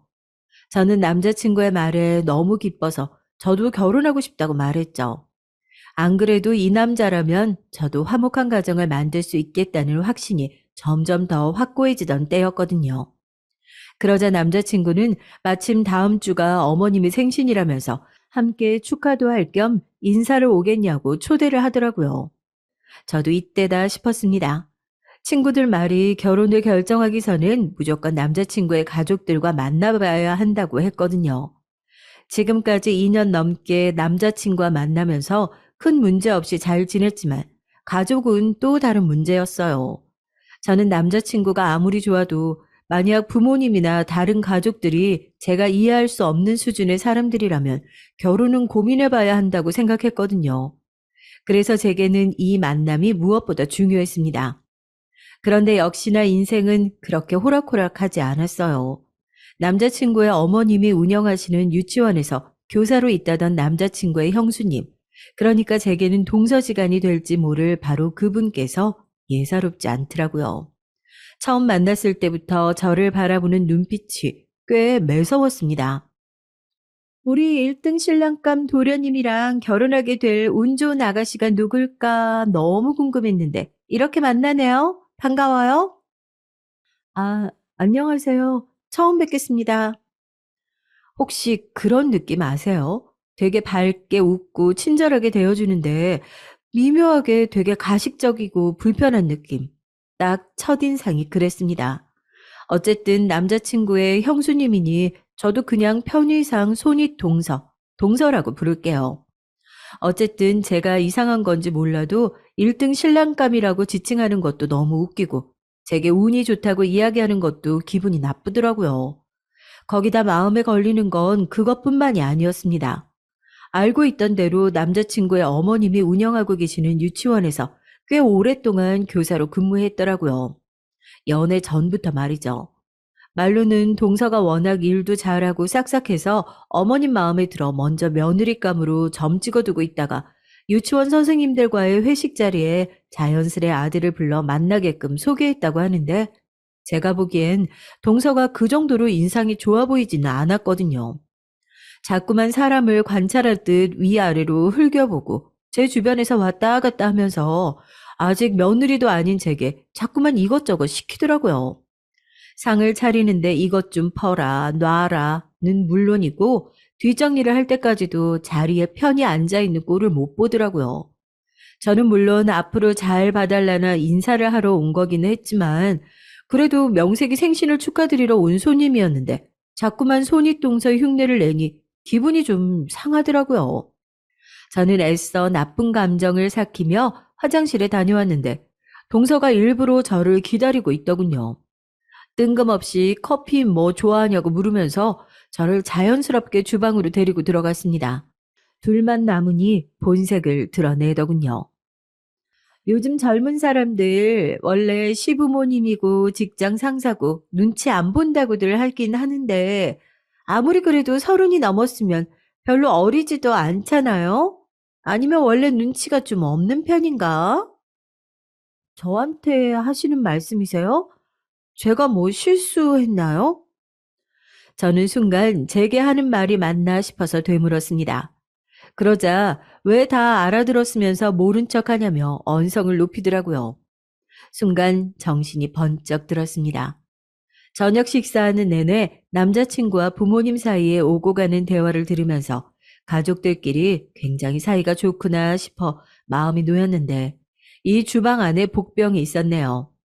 이런 사람을 남자친구의 어머님은 좋게 보시고 며느리로까지 삼으셨다는 건 평소에 연기를 굉장히 잘하거나 그게 아니라면 밑에 사람들만 소위 말해 몰래 갈구는 그런 스타일인 것 같았습니다.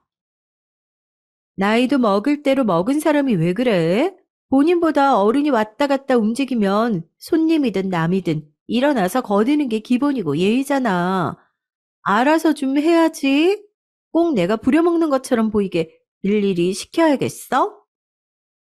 저는 순간 너무 기가 차고 억울해서 말문이 콱 막혀버렸습니다. 뭐 이런 사람이 있나 싶었죠. 그런데 여기서 끝이 아니었어요. 우리 도련님 많이 좋아하는 것 같아서 내가 하나 알려주는 건데, 우리 시부모님 예의, 예절, 태도 굉장히 엄하게 보시는 분들이야. 앞으로도 우리 도련님 만날 거면 오늘처럼 행동했다가는 절대 우리 집안 사람 되긴 글렀다고 보면 돼. 다짜고짜 반말을 하는 것도 모자라서 손윗동서는 제 할 말만 다 하고는 커피와 과일을 담은 커피 쟁반을 들고 다시 거실로 나가버렸습니다. 제 얘기는 듣지도 않고 말이죠. 오늘 와줘서 너무 고마워요. 덕분에 이번 생일은 기억에 오래 남을 것 같네. 아무 때나 편하게 자주 놀러 와요. 네, 저도 오늘 너무 즐거웠습니다. 또 뵙겠습니다. 제가 돌아갈 때도 현관까지 나와서 마중해 주시며 어깨를 쓰다듬어 주시던 어머님의 손길이 집에 와서도 잊히지 않았어요. 한마디 한마디가 너무 따뜻하고 다정해서 좋은 분이라는 인상이 깊게 남았죠. 하지만 역시나 제 동서가 될지도 모를 바로 그 여자가 마음에 걸렸어요. 어떤 의도를 가지고 저를 그런 식으로 대한 것인지 가늠이 되질 않았죠. 그런데 아무리 시부모님이 좋으신 분들이라고 해도 가장 저와 많은 부분에서 부딪히게 될 건 손윗동서인데 그런 사람이 불편하고 말이 통하지 않는다면 그것만큼 불편한 게 없을 것 같더라고요. 그래서 저는 동서가 어떤 사람인지 좀 더 정확하게 알고 싶었습니다. 그래서 남자친구에게 형네 부부와 함께 식사를 한번 하는 게 어떠냐고 제안했죠. 그러자 남자친구는 제 속도 모르고 마냥 좋아하더라고요. 어머님 생신 때 난 기분 좀 별로였어. 오빠 형수가 나더러 나이도 먹을 만큼 먹었으면서 왜 그렇게 눈치가 없냐고 그랬다니까? 정말? 형수님이 그런 말을 했다고?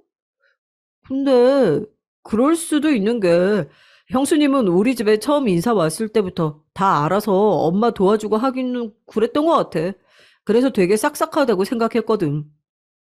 뭐야, 지금 형수님 편드는 거야? 난 초대받아서 간 손님이고 처음 간 건데 내가 뭘 알아서 어떻게 척척 집안일을 도와. 그건 말이 안 되는 거지. 저는 시시콜콜 잔소리하는 시어머니도 힘든데 몇 살 차이 나지도 않는 손윗동서가 이것저것 간섭하고 들면 훨씬 더 힘들 것 같다고요. 그러자 남자친구는 형수도 동서될 사람이 집에 놀러 온 건 처음이라 잘 몰라서 그런 거였을 테니 기분 상했다면 자신이 대신 사과하겠다고 하면서 형수가 그렇게까지 다른 사람에게 못되게 구는 사람은 아니니까 걱정하지 말랍니다. 이런저런 생각으로 복잡하던 차에 드디어 형네 부부와의 식사 약속 날이 됐어요. 저는 가기도 전부터 긴장이 되더군요.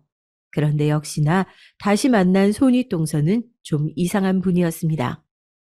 다 같이 식사하는 동안은 별말 없이 좋은 얘기만 하더니 식당에서 나와 잠깐 산책을 하던 중 남자친구와 예비 아주버님이 잠깐 커피를 사러 간 사이에 제게 무슨 인터뷰라도 하러 나온 기자처럼 질문 세례를 퍼붓더라고요. 플로리스트라는 게 정확히 어떤 일을 해요? 급여는 프리랜서 개념인가? 아니면 회사에 소속돼서 월급 받고 있는 거예요? 저는 회사에 소속되어 있어서 회사에서 의뢰가 들어온 일을 하고 제가 맡아서 한 일만큼의 급여를 받아요. 아, 결혼하고 아이 낳아도 할 수 있는 일인가요? 육아휴직 뭐 이런 것도 당연히 있고? 생각보다 일이 고되고 시간도 많이 할애되는 행사들이 많아서 임신하고 병행하는 건 사실 쉽진 않아요. 그래도 사무적인 일을 하거나 행사에 도와주러 갈 수는 있지만 아무래도 급여 차이는 있겠죠. 아, 그럼 육아휴직은 쉽지 않겠네요. 그럼 나중에 본인 가게를 하던가 문화센터 이런 데 자리가 있으면 강사일 같은 것도 할 수 있겠네요. 저는 순간 면접 자리인 줄 알았습니다. 제가 하는 일에 이 정도로 관심이 많으실 거라고는 생각도 못 했거든요. 남자친구와 예비 아주버님이 돌아오기 전에 준비해온 질문들을 모두 다 해내야 하는 사람처럼 질문들을 속사포처럼 해대는 게 거의 웬만한 압박 면접 저리가라였죠. 저도 덩달아 속도를 내 대답을 하다가도 이게 뭐 하고 있는 건가 싶었습니다. 앞으로 동서 시간이 될지도 모르는 사이에 도대체 이런 질문들이 왜 궁금한 것인지 이해가 되질 않았어요. 그런데 질문이 거기서 끝이 아니었습니다. 오히려 무례한 질문들은 지금부터 시작됐죠. 친정 부모님은 무슨 일을 하시냐부터 노후 준비는 어느 정도 되어 있으시냐, 그리고 결혼을 하게 되면 자녀 계획은 어느 시기에 몇 명 정도로 생각하냐까지 묻더군요. 저는 어떻게든 좋게 들어주려고 했어요.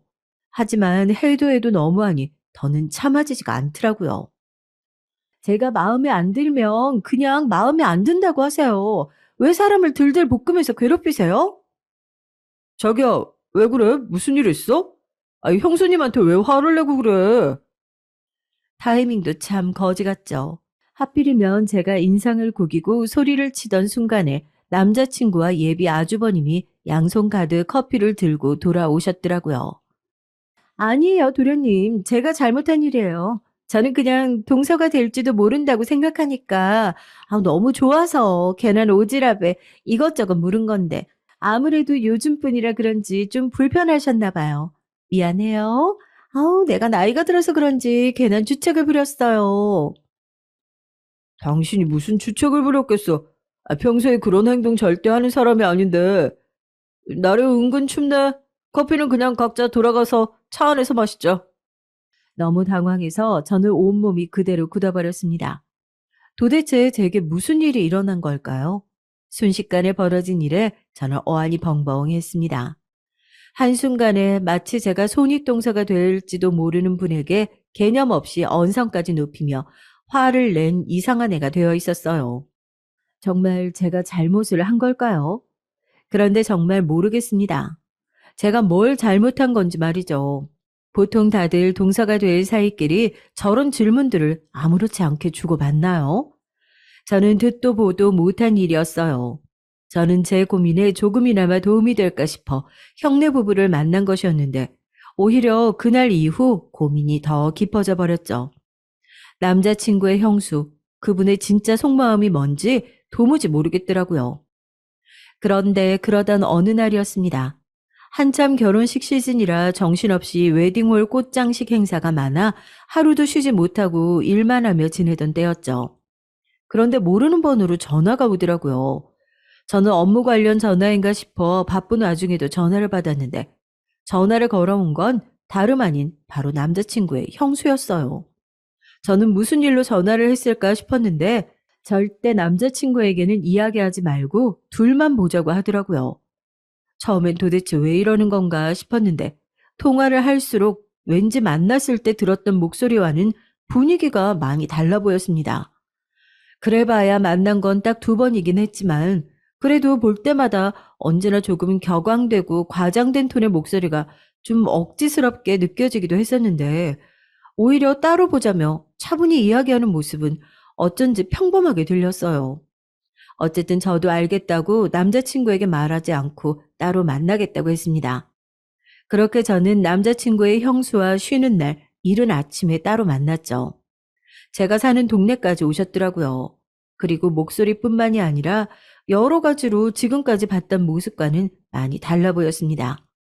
그러고는 저를 찾아올지 말지 많이 고민하다 그래도 옳은 일을 하는 게 맞다는 판단이 들어 힘들게 제게 연락했다면서 문을 떼시더라고요.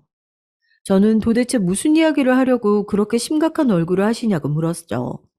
그러자 지금부터 본인이 하는 얘기는 다 사실이고 원하면 증거도 다 보여줄 수 있으니까 자신이 이런 이야기를 저에게 전했다는 것만큼은 꼭 비밀로 해주어야 한다고 하더라고요.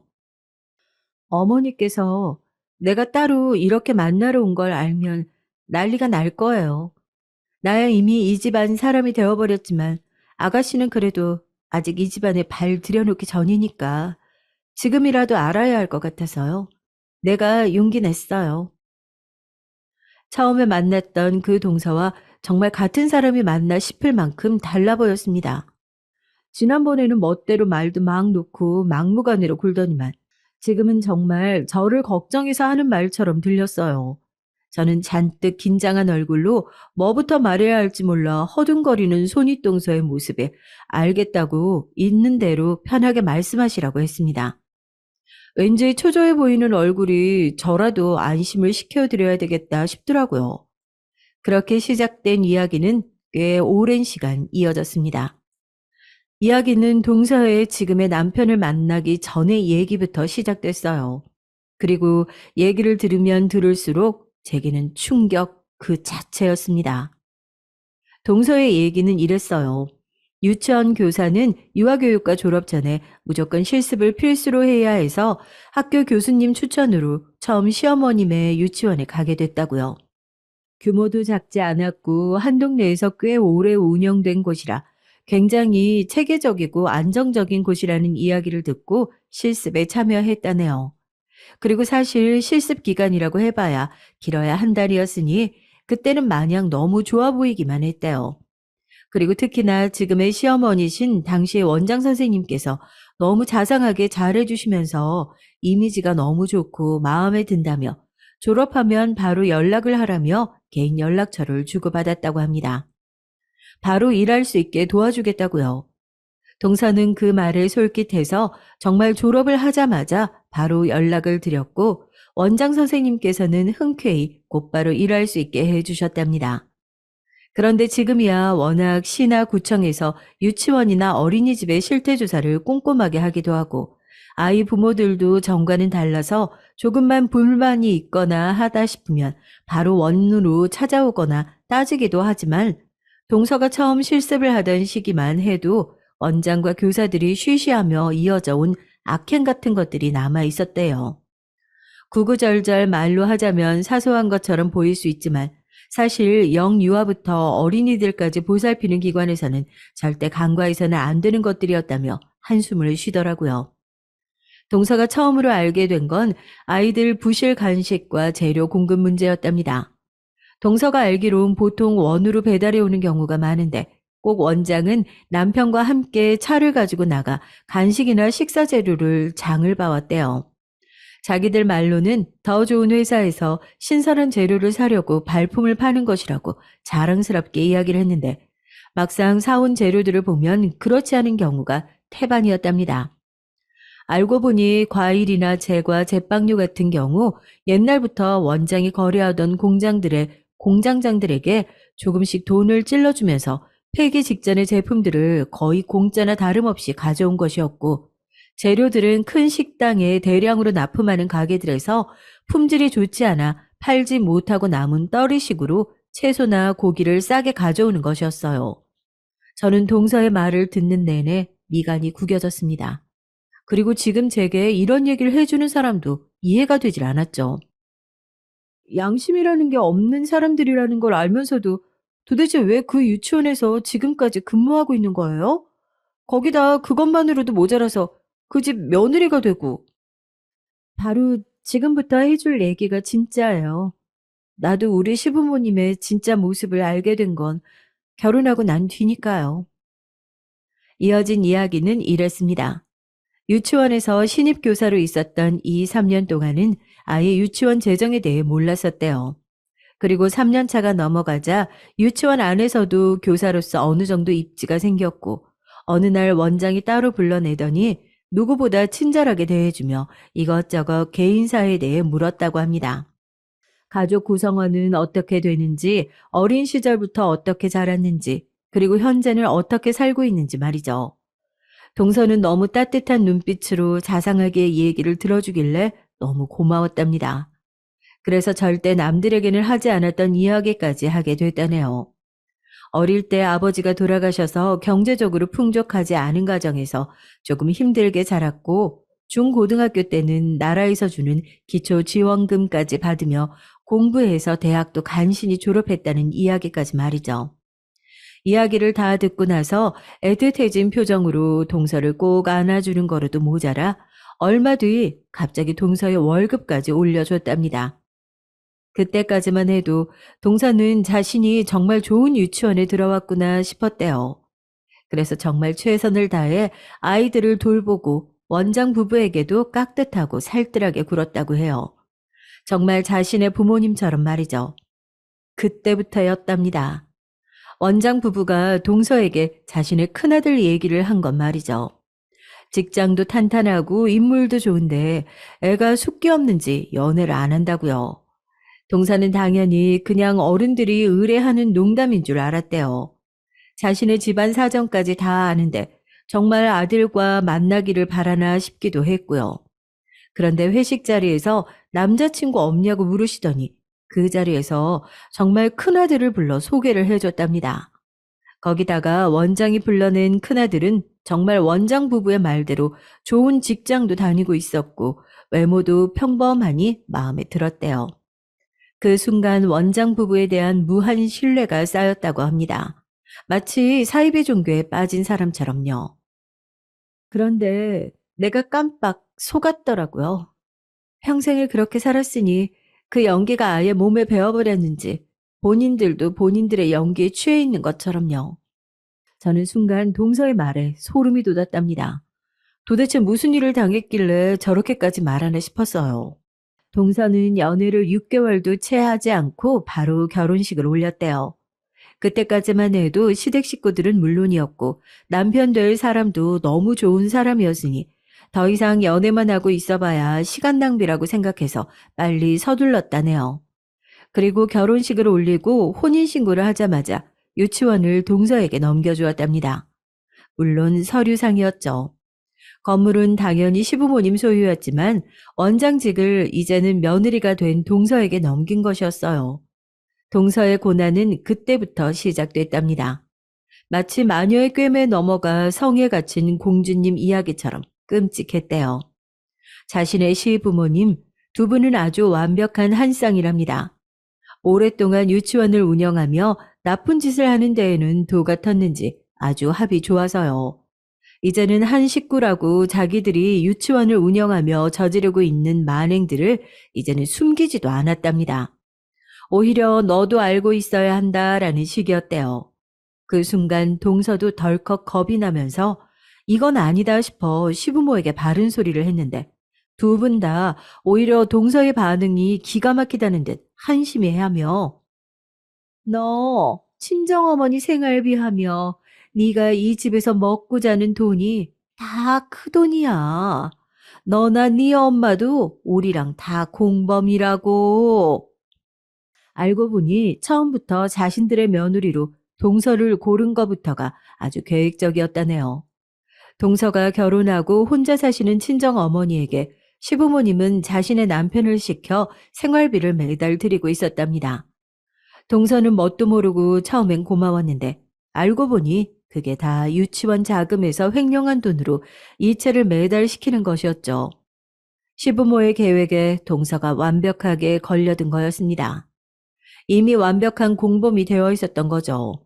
아니, 어쩌면 시부모가 지금까지 저지른 잘못들까지 혼자 다 덮어쓰게 될지도 모르는 상황이었습니다. 동서는 하루하루가 불안하고 살아는 판이었지만 시부모는 언제나 주변 사람들에게 동서를 칭찬하며 유치원 관련 일은 모두 다 이름했다는 식으로 이야기를 하고 다녔다네요. 내가 가난하고 가진 게 없으니까 내가 딱이다 싶었던 거죠. 당신들이 빠져나갈 구멍으로 딱 좋다 싶었던 거예요. 아니, 자신들이 저질러 놓은 잘못들이 걸리면 다 책임지게 하려고 결혼까지 시켰다고요? 아무리 그래도 저는 잘 이해가 안 돼요. 그러고도 충분히 남을 인간들이에요, 그 사람들. 아이들이 먹는 음식을 가지고 장난치는 것도 문제였지만 교사를 고용하거나 외부 업체를 선정할 때도 문제가 많았답니다. 단 하나도 합법적으로 진행된 것이 없었대요. 그래서 혹시 모를 일을 대비해 동서는 증거 자료들을 조금씩 다 모아뒀답니다. 잘못하다간 자신이 다 뒤집었을지 모르니까요. 저는 이런 얘기 저에게 해주는 이유가 뭐냐고 물었죠. 그리고 동서는 도대체 어떻게 할 생각인지 물었습니다. 그러자 동서가 지금까지 자신이 저에게 왜 이상하게 군 줄 아냐고 묻더라고요. 그게 다 시어머니가 시킨 거예요. 둘 다 며느리도 당연히 본인들의 입맛에 맞는 사람으로 골라야 하는데 아가씨에 대해 전혀 아는 게 없으니까 나한테 테스트해보라고 시킨 거였어요. 아니, 그게 다 어머님께서 시킨 테스트였다고요? 이 집안만의 이상한 기준이라는 게 있어요. 결혼해도 아이가 생겨도 절대 남편이 벌어다 주는 돈으로만 살림만 하면 안 된다. 그리고 아이는 아들 낳을 때까지 계속 낳아야 하고 친정 부모님 봉양은 어디까지나 돈으로만, 모시는 건 무조건 시부모만 가능. 그, 그게 다 무슨 소리예요? 남자친구의 부모님이 실제로 동서가 신혼여행에서 돌아오자마자 앉혀놓고 이야기한 내용이랍니다. 물론 처음에는 당연히 그냥 어른들이 의뢰하는 잔소리겠지 하고 생각했는데 막상 시부모를 겪어보니 절대 농담이 아니라는 걸 알겠다네요. 지금도 친정 어머니를 뵈러 가는 것도 마음대로 가지 못하고 항상 미리 허락을 받아야만 그나마 갈 수 있다면서요. 그리고 동서가 제게 들은 이야기들을 그대로 시어머니에게 전달했는데 시어머니께서는 저를 마음에 들어 하지 않으신답니다. 여자애가 자기 주장이 강하고 드세 보이는 데다가 직업도 탄탄하지 않다면서 며느리 까무르는 전혀 아니라고 했다네요. 그리고 더 충격적인 이야기가 남아 있었어요. 동서가 테스트를 한 건 저뿐만이 아니라네요. 최근에 제 남자친구가 꽤 어린 회사 후배를 집에 데리고 왔답니다. 카풀을 하면서 차로 왔다 갔다 하는 걸 우연히 어머니가 보시고는 애가 참해 보인다며 남자친구에게 집에 한번 데리고 오라고 했대요. 그래서 역시나 동서는 그 여자에게도 제게 한 것처럼 똑같이 굴었고요. 저는 다른 걸 떠나서 아무리 어머니가 데리고 와보라고 했다고 제 남자친구가 그 여자를 집에 데리고 갔다는 것이 너무 쇼킹했습니다. 그건 저를 향한 기만이었으니까요. 동서는 제게 오히려 잘된 일이랍니다.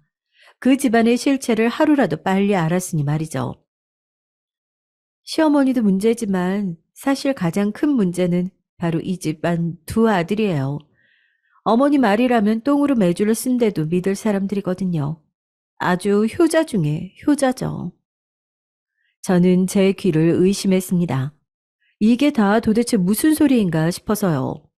그리고 지금까지 이야기를 듣는 동안 정말 궁금했던 질문을 동서에게 했어요. 앞으로 뭘 어쩌겠다고 이런 얘기를 저에게 하느냐고 물었죠. 그러자 자신의 시부모가 말도 안 될 정도로 문제가 많은 사람이라는 걸 결혼하고 얼마 되지 않아 알게 됐지만 이제서야 확실히 마음이 섰고 준비도 어느 정도 되었다고 비장하게 말하더군요. 그러고는 저를 이 거지 속을에서 발을 빼게 도와줬으니 이번엔 자신을 좀 도와달랍니다. 아니, 제가 뭘 도와드릴 수 있는데요? 네, 이혼이요. 이혼하려고 이것저것 준비를 많이 해놨는데 혼자 덤비기에는 겁도 좀 나고 옆에서 좀 도와주기만 해도 힘이 될 것 같은데 날 좀 도와줄 수 있어요? 제가 뭘 믿고 도와드려요. 지금도 그냥 말로 들은 게 전부인데. 시어머니가 도련님에게 한 얘기가 있어요. 아가씨가 너무 드세 보인다고 하면서 그 회사 후배가 훨씬 더 마음에 든다고 하셨죠. 순해 보이고 참하다고요. 그래서요? 효자 도련님이 그런 얘기를 듣고도 그냥 넘어갈 리 없어요. 분명 달라지는 점이 있을 거예요. 그날 동서를 만나고 돌아온 뒤 저는 수만 가지의 생각들이 들었습니다. 정말 동서가 한 말들이 모두 다 사실일까 싶어서요. 그런데 그 믿기지 않는 말들의 진실을 아는데 얼마 걸리지 않았습니다. 며칠 뒤 만난 남자친구에게서 분명 그전과는 다른 느낌을 받았거든요. 저희 부모님께서도 남자친구에 대해 궁금해한다고 이야기했더니 좀 당황한 듯 보이더군요. 그러면서 막상 어른들을 만날 생각을 하니 책임감도 더 생기고 긴장이 된다면서 이번 승진 시험에 합격하고 좋은 소식이 생기면 그때 인사드리고 싶다고 하더라고요. 평소라면 저도 별스럽지 않게 넘길 일이었지만 동서에게 들은 말이 있어서인지 괜히 말을 돌리는 것처럼 보였습니다. 저는 조금 더 확신이 필요했죠. 그래서 일부러 미래에 대한 이야기를 슬쩍 꺼냈습니다.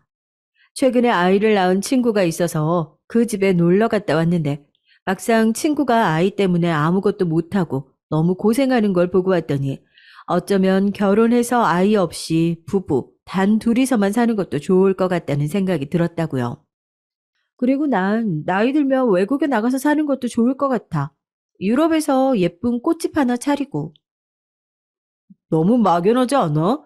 아니, 결혼까지 했는데 아이도 없이 사는 것도 말이 안 되는데 부모 형제 다 있는 한국 놔두고 굳이 외국에 나가서 산다는 게 그게 왜? 내 인생인데 나이 들어서까지 부모 형제 눈치를 꼭 봐야 돼? 내가 알아서 하는 거지. 그 순간 제 말에 남자친구는 단호하게 이해할 수 없다고 말하더니 작은 소리로 어머니 말씀이 맞네라고 중얼거리더라고요. 저는 설마 제가 잘못 들었나 싶어 지금 뭐라고 했냐고 따져 물었습니다. 그러자 남자친구는 제가 일에 대한 사랑이 느껴지고 언제나 똑 부러지는 모습이 좋아 만났는데 막상 구체적인 미래에 대해 이야기하다 보니까 생각보다 자신과 다른 것 같답니다. 구체적인 계획도 없어 보이고 어른으로서 책임감도 부족해 보인다나요?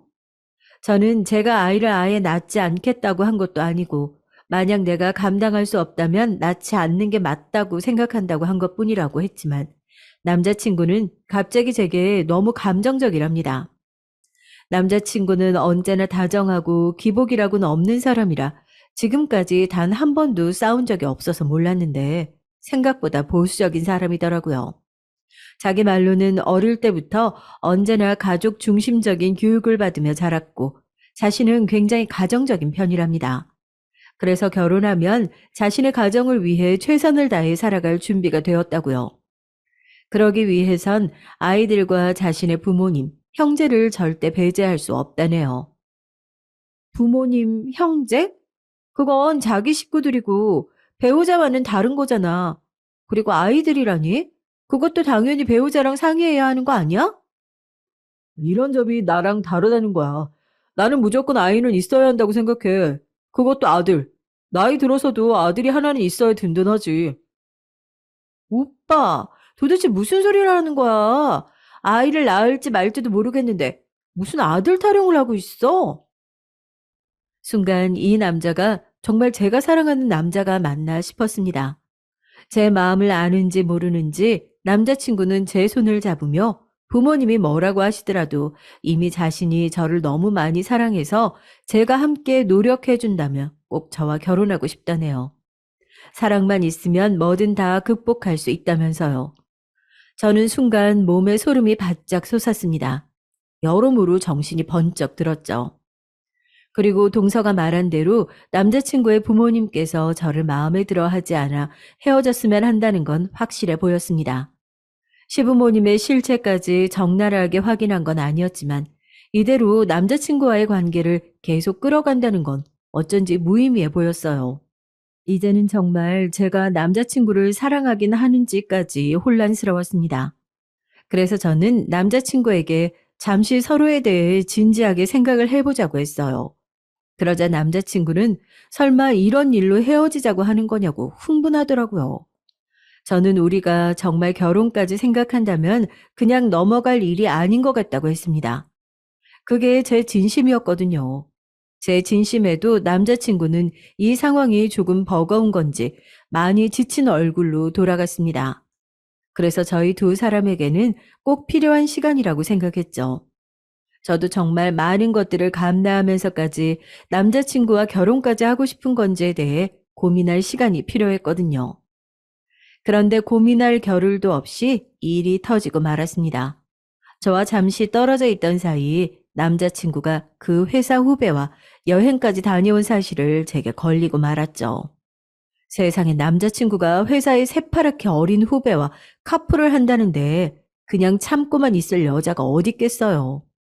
저는 처음 카풀을 한다고 했을 때부터 남자친구의 휴대폰에서 그 여자 후배의 SNS 계정을 알아뒀죠. 그런데 최근에 확인해보니까 버젓이 함께 여행을 다녀온 사진을 올려뒀더라고요. 거기다 주변 지인들은 제 남자친구를 카풀 여자 후배의 남자친구로 알고 있는 것 같았어요. 이건 명백한 양다리였죠. 저는 그 길로 남자친구를 찾아가 따졌습니다. 어떻게 된 일인지요. 그러자 남자친구는 이런저런 핑계를 대며 둘러댔지만 결국 그 여자 후배와 단둘이 여행을 다녀온 사실을 실토하더군요.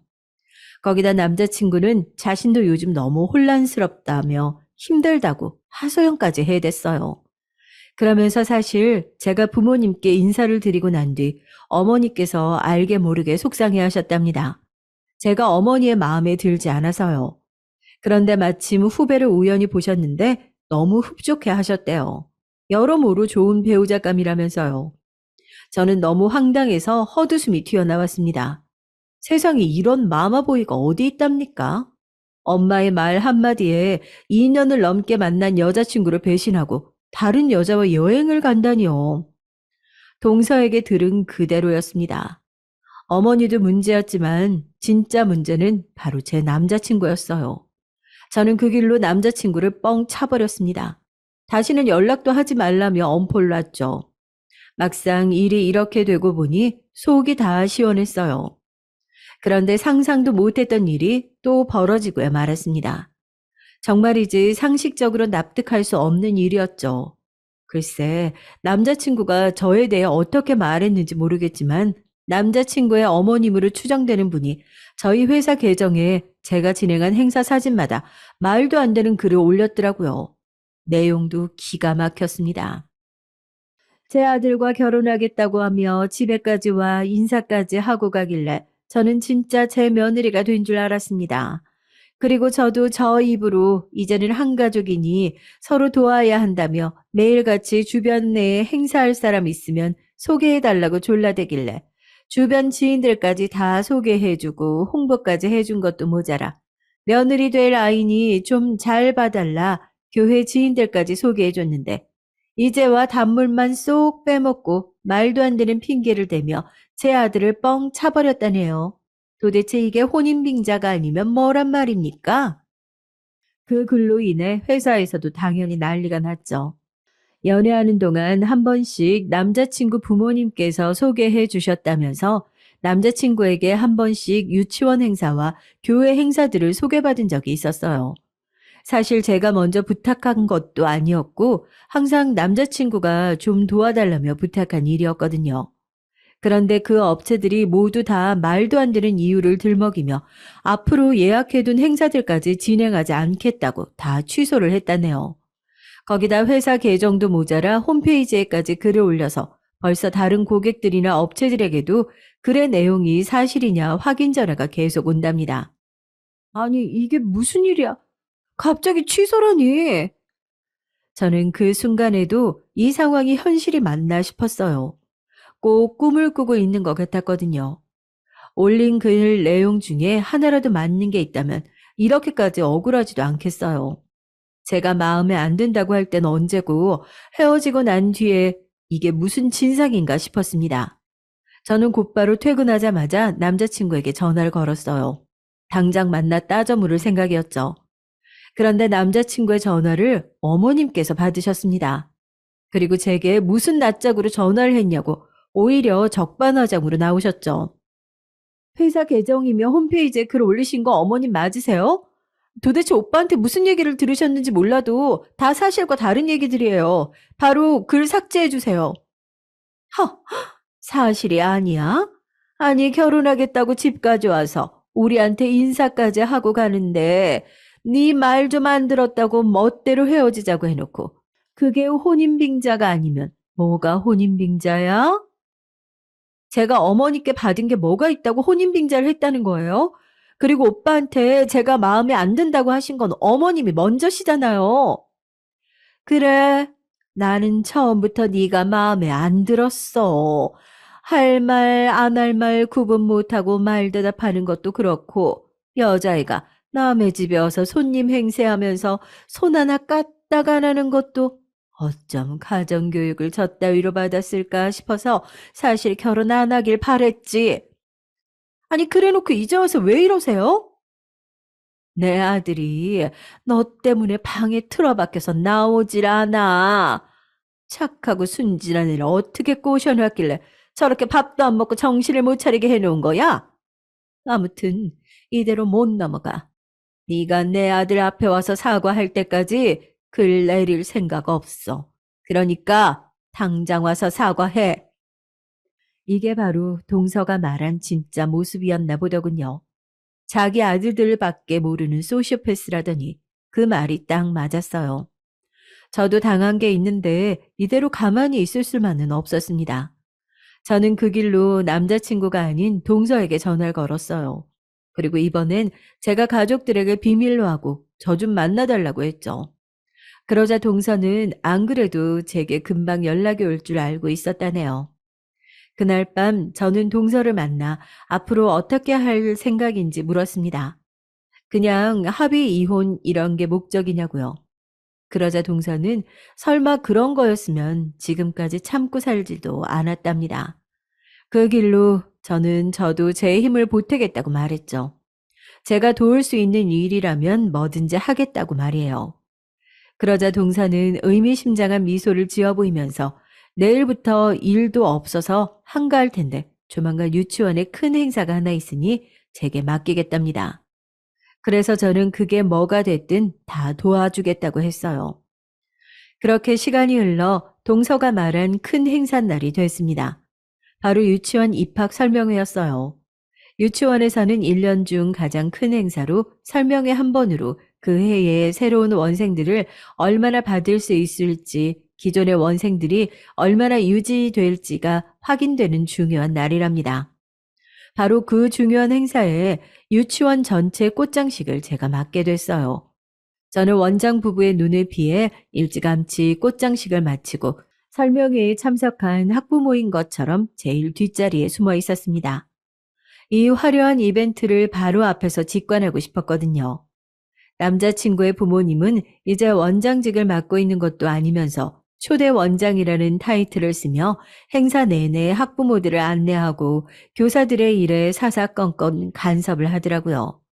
그리고 행사의 첫 순서를 원장이 아닌 이 유치원의 초대 원장이라 소개하면서 굳이 앞에 나와 인사를 하더군요. 무슨 대기업도 아니고 초대 원장이라니 코웃음이 쳐졌습니다. 남자친구의 어머니는 저에게 익숙한 아주 고상한 미소를 지어 보이며 무대 위에 올라와 특유의 다정한 말투로 이목을 끌었습니다. 그리고 흔하디 흔한 좋아 보이는 말들로 잔뜩 치장해 학부모들을 현혹시켰죠. 저는 이미 저 늙은 여우의 진짜 모습을 알고 있다 보니 그런 모습에 이제는 소름으로도 모자라 진저리가 쳐졌습니다. 학부모들의 박수를 받으며 대단하신 초대 원장님께서 내려가자 이 유치원의 진짜 원장인 동서가 무대 위에 올라왔죠. 제가 기다리고 기다리던 대망의 순서였습니다. 본격적으로 이 유치원의 진짜 입학 설명회가 시작됐습니다. 어머, 저게 뭐야? 커다란 화면 위에 유치원 연역과 소개 동영상이 재생되자마자 학부모들과 앞에 서 있던 교사들이 웅성거리기 시작했어요.